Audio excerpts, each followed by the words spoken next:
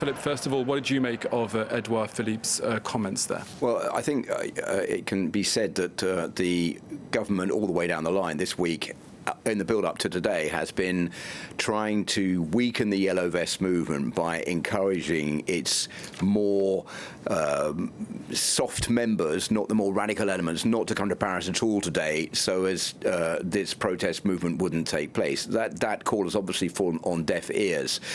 You heard that Edouard Philippe just then was appealing once again for people not to come and protest in the Champs-Élysées, not to encourage the more radical elements, those who want to go all the way in attacking the police, breaking into shops, setting fire to buildings, so as not to encourage them also to come to the French capital, and warning those who may even still be thinking of coming here that if they do come, they might get sucked into these protests and therefore themselves either injured or arrested when they were just coming here to protest peacefully. But so far today, if you look at the situation a week ago when there were 343 arrests a short while ago, there were only 107 last week. There have been several hundred people also taken into custody. Only 3 were taken in last week at this time. So it's a much stronger police presence. There's a much bigger clampdown, much greater surveillance of these protesters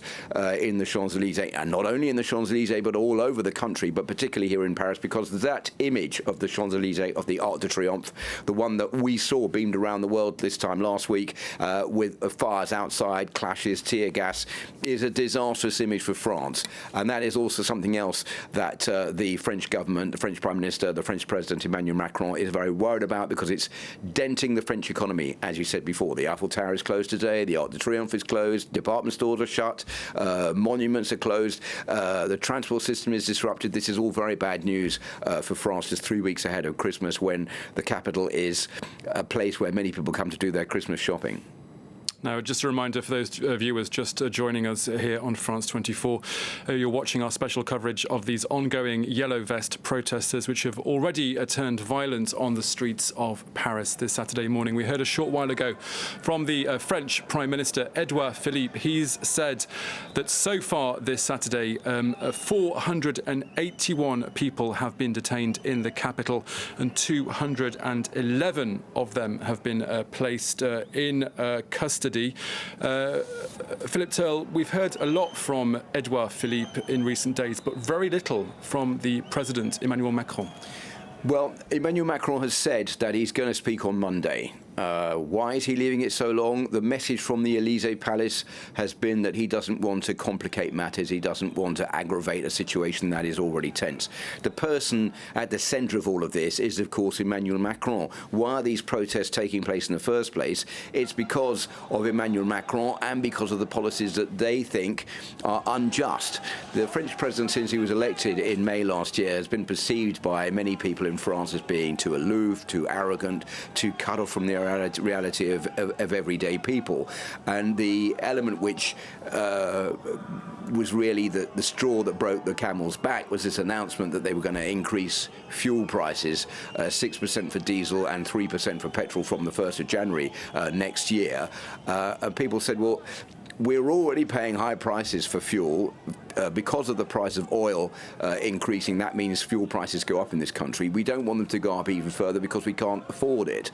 We're already struggling to make ends meet at the end of the month. We don't understand why the government is being so harsh on us. The government replied, well, we need to make France a greener country. We need you to trade in your old vehicles. By increasing the price of petrol and diesel, we're forcing you to do that. You can take a hybrid vehicle or a green vehicle, electric vehicle, and that will be better for France. They say, well, we're not worried about the future. We're worried about the end of the month, so we don't agree with that. And that was the crux, the start of this protest movement, which has then, since then, mushroomed out into something much bigger and become, in the terms of one of the ministers in France this week, a monster that is now even out of control of the people who organised it in the first place.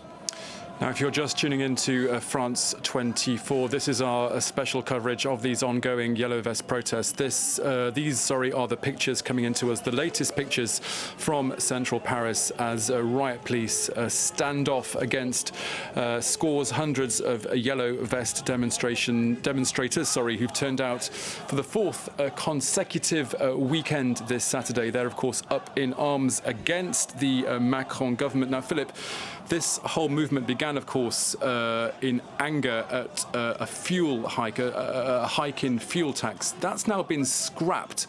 So why are the Yellow Vests still up in arms?